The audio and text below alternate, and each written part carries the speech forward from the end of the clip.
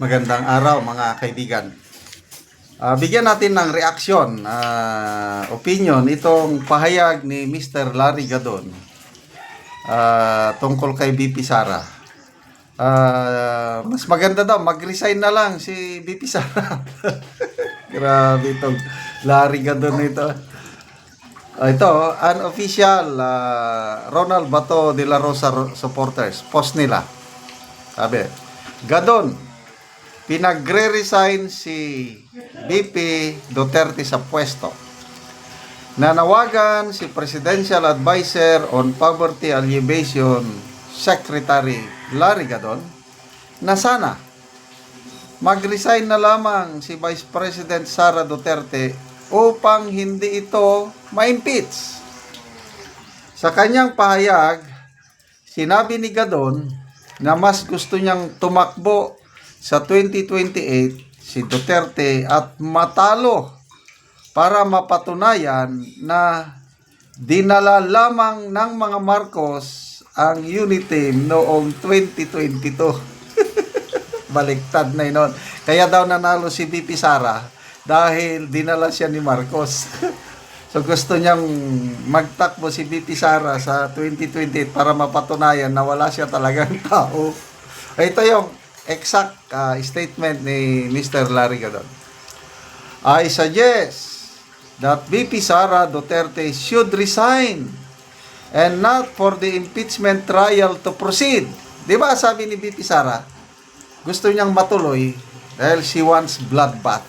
O pinipigilan siya ni Larry Gadon. Wag! Baka hindi ka na makatakbo sa 2028. Mag-resign ka na lang para makatakbo ka sa 2028. Yan. Kailangan mag-resign siya, sabi niya, para pwede pa siyang tumakbo sa 2028 for presidential elections. Gustong-gusto ko siyang tumakbo kasi gusto ko silang mapahiya na talagang wala naman talagang boto ang Duterte.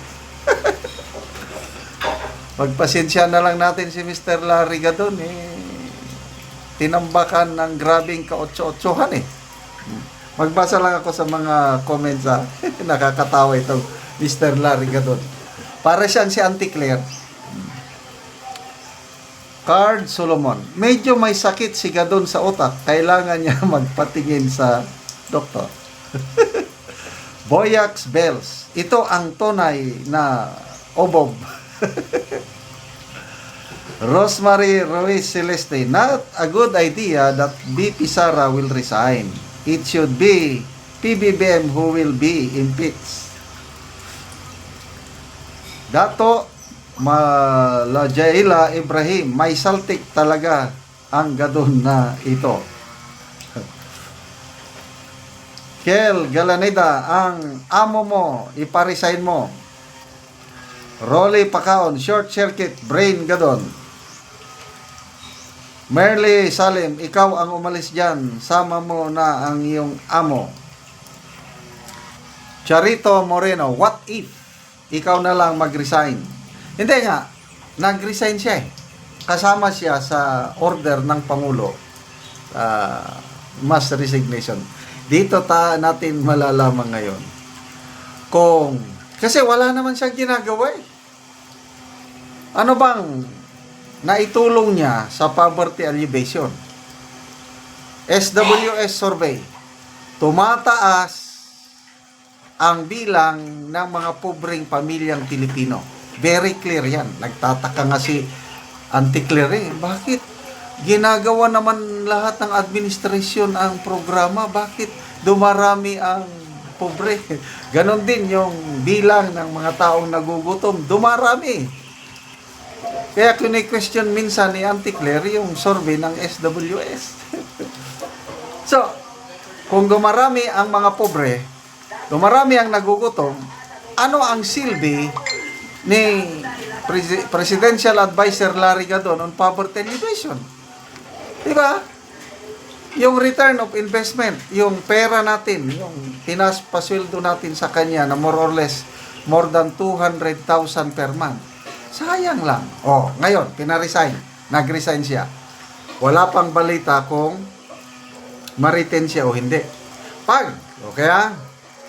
kapag tuluyan ng sinibak ni PBBM si Mr. Larry Gadon, papalakpak ako. Sasaludo ako sa presidente. Good job, Mr. President. Kung i-retain niya, yun na. Palabas lang ito. Kasi, ano ba ang qualification ni Mr. Gadon dyan na nailagay sa power television? Okay? O, balik tayo doon sa magre-resign na. Sigurado na manalo si VP Sara sa impeachment kasi nga, it's a numbers game ang impeachment. Nagsalita na si Senator Bato sa interview sa billionaire.com. We have the numbers. Sabi ni Senator Bato, more than 9 na ang bilang namin na mga senador na boboto sa acquittal ni VP Sara. Kaya everybody happy. Except sa kabilang kampo na natataranta sila. Except itong mga prosecutors na aburido na, kaya nagpahayag si Attorney Laila de Lima. Hihilingin daw nila na mag-inhibit, hindi daw sasama sa trial yung mga bias senators.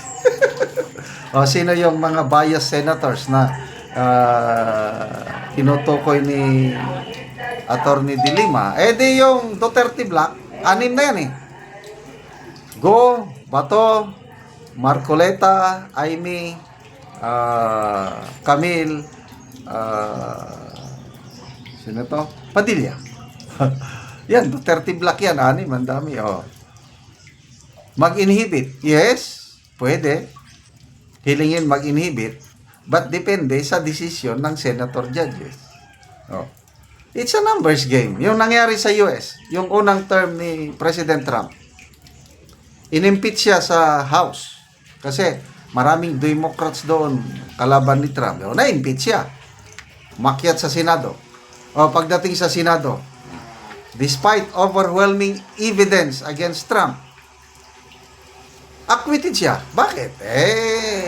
Kasamahan ni Trump ang mga Republican sa Senado. That's the reality sa impeachment. So itong pinagsasabi ni Mr. Larry Gadon na mag-resign na lang si VP Sara para makatakbo sa 2028. Tatakbo talaga si VP Sara sa 2028 at humanda ka, Mr. Larry Gadon. Ngayon pa lang napahiya ka na sa midterm election. Sabi mo, kiss of death. Yung sanib puwersa ni Senator Aimee kay VP Sara, lalo siyang matatalo. Ano ngayon? Nanalo si Senator Aimee dahil sa endorsement ng kanyang kaibigan. Di napahiya si Mr. Gadon. Kaya wala talaga binagsakan ng kautso-utsuhan itong taong ito. Okay, salamat mga kaibigan sa inyong pagsubaybay sa ating channel. Nakakatulong kayo ng malaki sa tribong Talaandig ng Bukidnon dahil ang income natin sa channel na ito is pantulong sa tribo. Sa ngayon, namimigay tayo ng livelihood assistance sa kanila. Nagpapatanim tayo ng saging lakatan. Panoorin nyo ang video na ito. Anak ko saging ni Manoy og nag-abono siya. Unsa man naman yung abono? Kuan. Dopos, Nopos og kuan.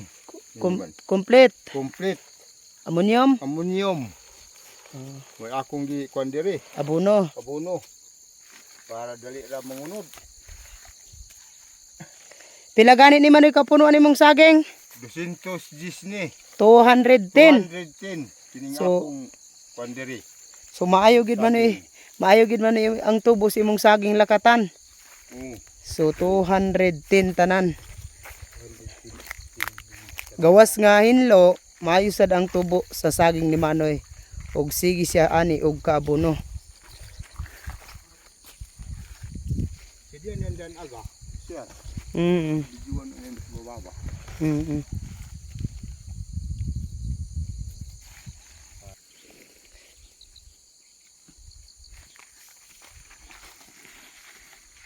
Og karon Manoy, manang unsa inyong maistorya bahin sa padayon sa pagpananom og sa pagsuporta sa abono?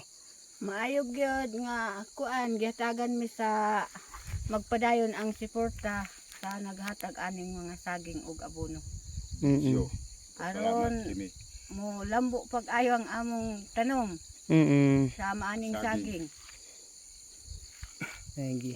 Aron dali ra ta maka-harvest. Hawas ta og kalisod kita mga kapos. Labi na og na ako'y mga estudyante na magpasalamat ko kung mangundod na kining among saging na anak ko ika-suporta sa akong mga eskwela. Oo. Kung di mi way among suporta nga saging, kining akong bana di na magwanta pagtrabaho kay Ginoo. Oo, salamat kay Manang. Umuuna ni ang makita saging ni Manoy sa iyang area sa Mount Kitang